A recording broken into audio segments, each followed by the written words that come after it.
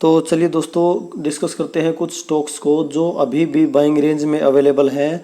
जबकि काफ़ी से स्टॉक्स जो हैं कुछ अपने सपोर्ट से काफ़ी सारे स्टॉक्स ऊपर जा चुके हैं, लेकिन ये स्टॉक्स जो है अभी भी बाइंग रेंज में कहे जा सकते हैं। तो अगर बात करें सबसे पहले मार्केट की, तो देखिए दोस्तों मार्केट में कोई खास परफॉर्मेंस देखने को नहीं मिली आज, लगभग फ्लैट ही क्लोजिंग देखने को मिली है। और अगर बात करें मिड कैप स्मॉल कैप की, तो मिड कैप स्मॉल कैप में हालांकि जो है अच्छी रैली देखने को मिली है, लगभग 1% के आसपास दोनों ने परफॉर्म किया है।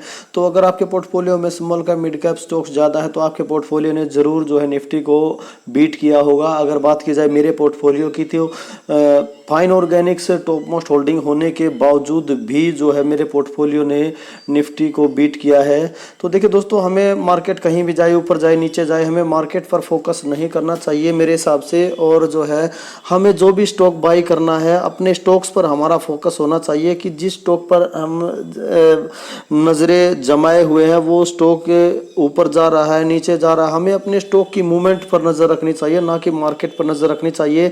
शॉर्ट टर्म में मार्केट ऊपर नीचे हो सकता है, कोई खास बात नहीं है इसमें, लेकिन लॉन्ग टर्म में अगर देखा जाए तो इंसान हो या मार्केट, जाना ऊपर ही है। तो ज़्यादा समय वेस्ट ना करते हुए दोस्तों डिस्कस करते हैं स्टॉक्स को। तो पहले स्टॉक का नाम है राज रतन ग्लोबल वायर। तो देखिए दोस्तों, राज रतन ग्लोबल वायर मैं प्रीवियस वीडियो में डिस्कस कर चुका हूं और जब तक डिस्कस करता रहूंगा जब तक जो है ये बाइंग रेंज में अवेलेबल है, जब तक ये यहाँ से भाग नहीं जाता।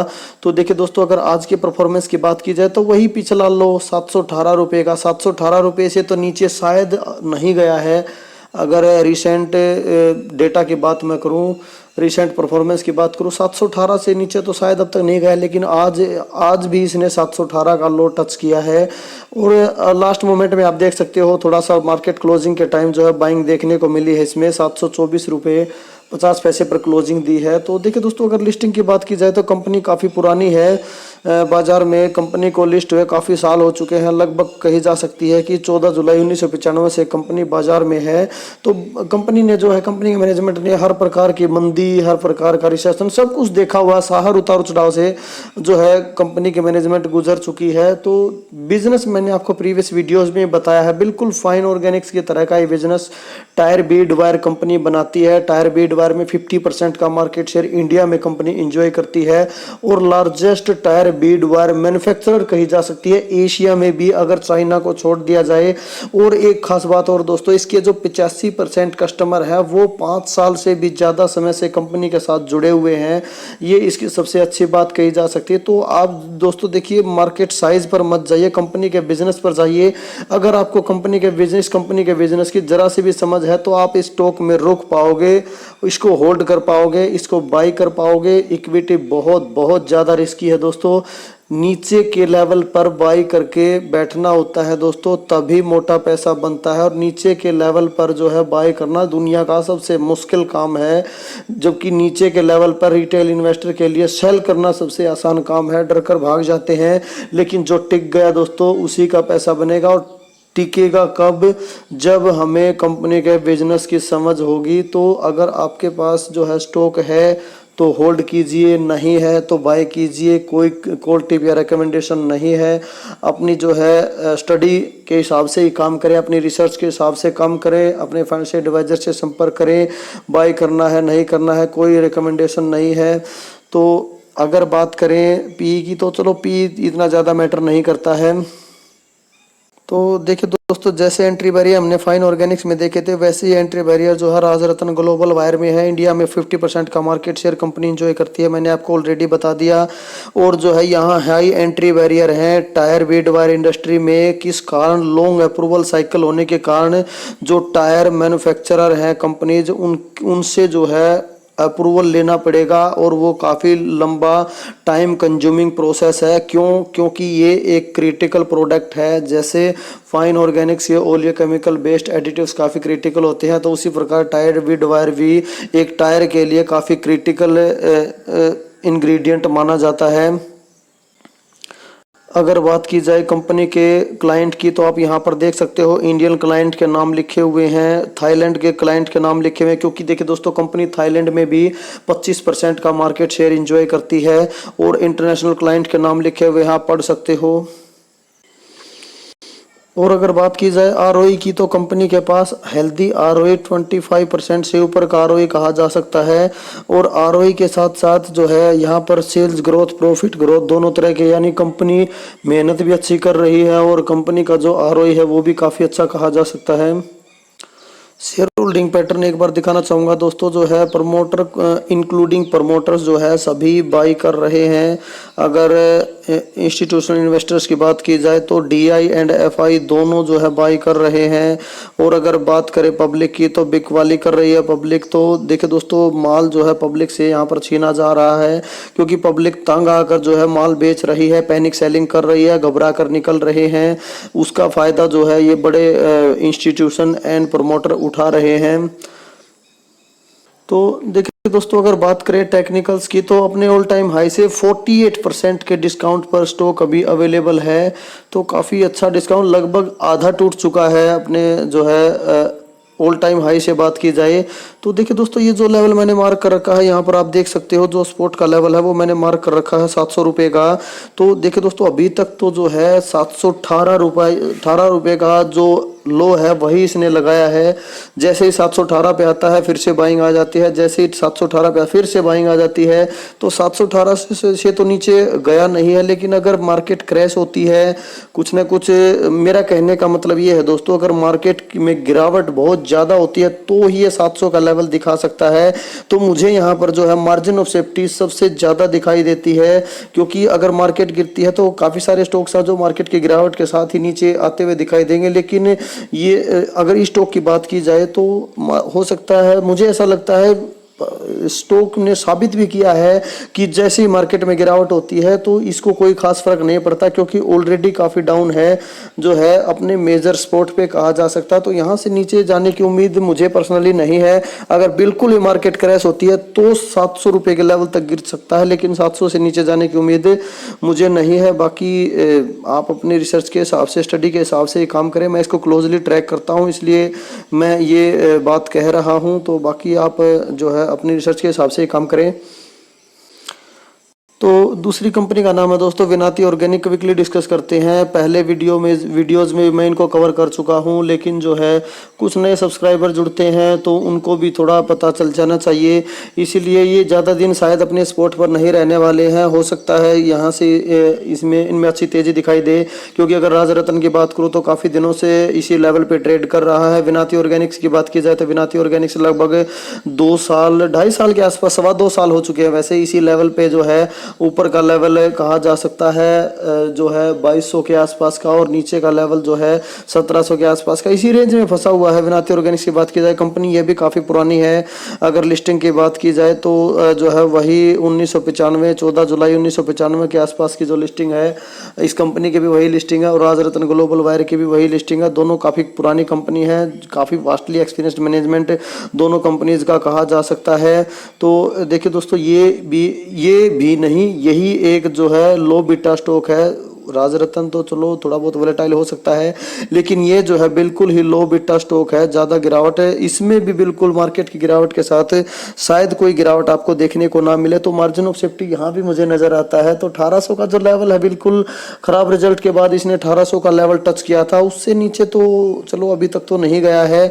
अगर मैं रिसेंट डेटा की बात करूँ तो बाकी अगर मार्केट ही बिल्कुल क्रैश हो जाती है तो कुछ कहा नहीं जा सकता, लेकिन जो है 1800 का लेवल बिल्कुल अपने, आज 1806 तक ये गिरा था तो कोई खास फर्क नहीं है। 1806, 1810, 1811 कोई खास बात नहीं है। आप जो है लॉन्ग टर्म के लिए कंसीडर कर सकते हो, बिल्कुल आप देख सकते हो। अगर कंपनी के बिजनेस की बात की जाए तो company ATBS and IBB isobutyl benzene में कंपनी 65% का मार्केट शेयर ग्लोबली इंजॉय करती है, ग्लोबली मार्केट लीडर है, नॉट डोमेस्टिकली। तो अगर बात की जाए IBB, तो ये देखिए दोस्तों, एक पेन किलर जो होती है, पेन किलर का जो इंग्रेडिएंट है, उसका जो इंग्रेडिएंट है IBB आइसोब्यूटाइल बेंजीन, तो पेन किलर बनाने में काम आती है। अगर इस ग्रेडियंट की बात की जाए तो थोड़ा बहुत फार्मा का एक्सपोजर यहाँ कहा जा सकता है विनाती ऑर्गेनिक्स में। अगर कंपनी के मार्केट कैप की बात की जाए तो 18,000 करोड़ का मार्केट कैप कंपनी का कहा जा सकता है। तो एक मिड कैप साइज कंपनी कही जा सकती है, लेकिन चलती बिल्कुल एक ब्लू चिप कंपनी की तरह है। ना ज़्यादा भागेगी ना ही ज़्यादा गिरेगी, बिल्कुल आपके पोर्टफोलियो को स्टेबिलिटी प्रोवाइड करेगी। तो इसको अपनी top most holding, top 5 holdings में रखने लायक कंपनी कहा जा सकता है। बाकी कोई रिकमेंडेशन नहीं है।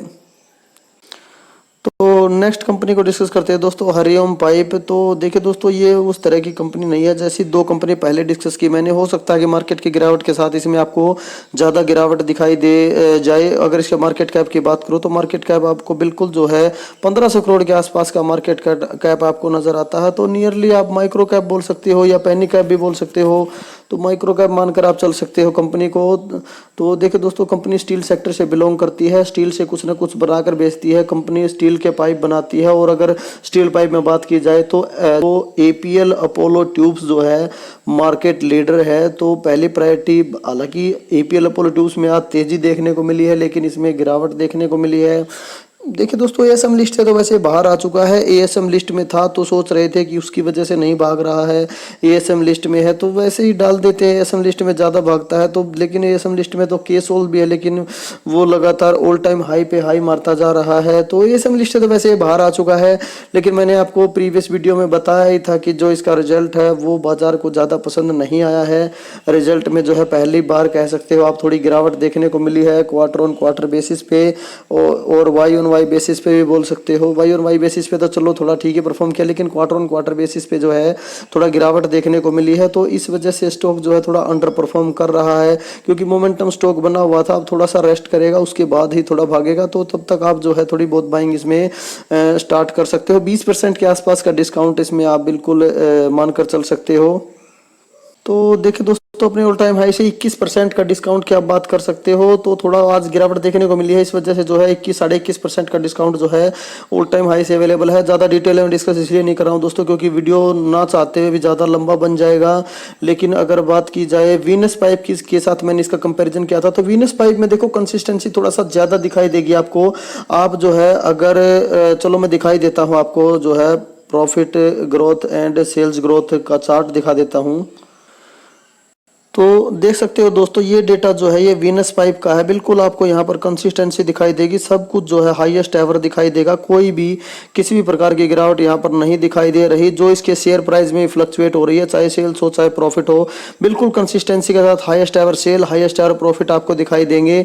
लेकिन अगर बात करूँ, अगर मैं चलो ये तो देख सकते हो आप, केसोल जो है एसएम लिस्ट में अभी भी है, और जो हरिओम पाइप एसएम लिस्ट से बाहर आ चुका है। और अगर मैं बात करूँ नेट प्रॉफिट की, तो देखिए दोस्तों दोनों कंपनीज का इतना ही डेटा अवेलेबल है। तो दोनों का ईयर ऑन ईयर बेसिस पे तो दोनों का जो है सेल्स ग्रोथ प्रॉफिट ग्रोथ आपको बिल्कुल सेम दिखाई देगी, दोनों में कोई गिरावट नहीं है। लेकिन अगर बात करें क्वार्टर ऑन क्वार्टर बेसिस पे, तो यहाँ पर थोड़ा फर्क पड़ता है। जैसे यहाँ पर आप देख सकते हो, तो यहाँ पर वैसे कंसिस्टेंसी इतनी ज़्यादा नहीं देखी जा सकती जितनी जो है वीनस पाइप में है, और फिर गिरावट भी देखने को मिल गई। तो कहीं ना कहीं वीनस पाइप का मार्केट कैप इससे ज़्यादा है, हरिओम पाइप से डबल कहा जा सकता है। 15 दूनी 30, 3000 करोड़ के आसपास का मार्केट कैप वीनस पाइप का है। तो मुझे उसमें ज़्यादा मतलब दमखम दिखाई देता है। वैसे ठीक है, अगर ये कंपनी भी तो कंसिस्टेंसी, सेल्स तो बिल्कुल अटकी पड़ी थी, यहाँ पर देख सकते हो आप, एकदम से सेल बढ़ गई और फिर गिर भी गई।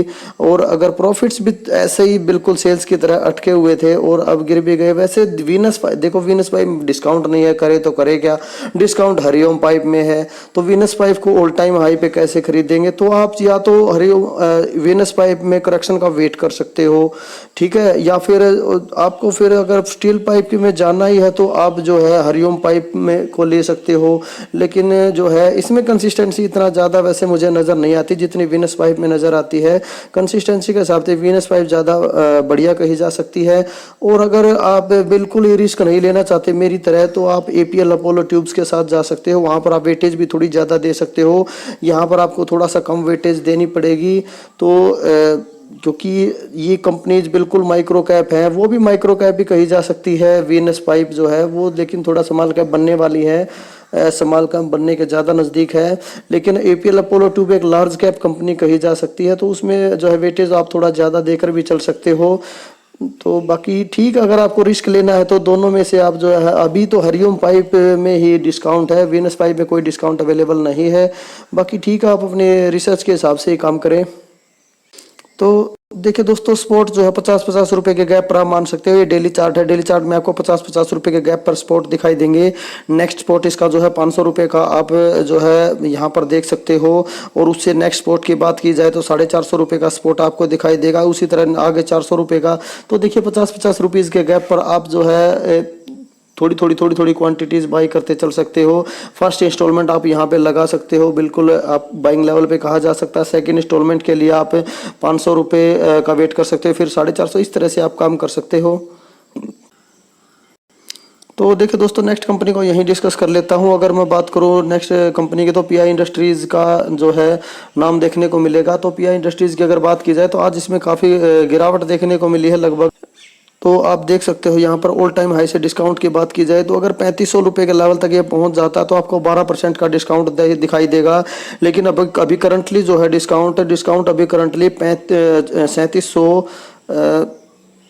अगर बात की जाए तो 3677 के लेवल पर ट्रेड कर रहा है। तो 3677 के हिसाब से डिस्काउंट देखें तो मात्र 8% का डिस्काउंट अवेलेबल है। तो अभी डिस्काउंट कम है। अगर पहुंच जाता है 3500 का, इसका जो स्पॉट है 3500 का स्पॉट यहाँ पर आपको दिखाई देगा। 3500 के स्पॉट तक अगर पहुंच जाता है तो आप वहां पर फर्स्ट इंस्टॉलमेंट मेरे हिसाब से लगा सकते हो, क्योंकि काफ़ी अच्छा रिजल्ट कंपनी ने पब्लिश किया था। लगता नहीं कि गिरावट इतनी ज़्यादा होगी, लेकिन अगर 12% का डिस्काउंट 3500 के आसपास मिल जाता तो पहली इंस्टॉलमेंट मेरे हिसाब से लगा सकते हो। बाकी नेक्स्ट इंस्टॉलमेंट के लिए आप अगले स्पॉट का वेट कर सकते हो, क्योंकि काफ़ी अच्छा रिजल्ट कंपनी ने पब्लिश किया था। इस वजह से गिरावट नहीं हो रही है। ऑल टाइम हाई के आसपास ही लगभग ट्रेड कर रहा है। और उसके बाद देखें तो 100 रुपये के गैप पर 3400 का स्पॉट आप मानकर चल सकते हो। और उसके बाद अगर देखें तो ये 3150 के आसपास का स्पॉट आप देख सकते हो। तो ठीक है, बाकी अगर गिरावट होती है तो आप इस पे भी फोकस कर सकते हो। नहीं तो जो मैंने पहली दो कंपनीज बताई उनमें मार्जिन ऑफ सेफ्टी ज़्यादा है। हरिओम पाइप में आप सिर्फ पहले इंस्टॉलमेंट लगाकर चल सकते हो, और इसमें अगर 3500 के लेवल तक पहुंच जाता है तो आप पहली इंस्टॉलमेंट लगाकर चल सकते हो। बाकी ठीक है, वीडियो ज़्यादा लंबा ना बन जाए। ओके, थैंक यू दोस्तों।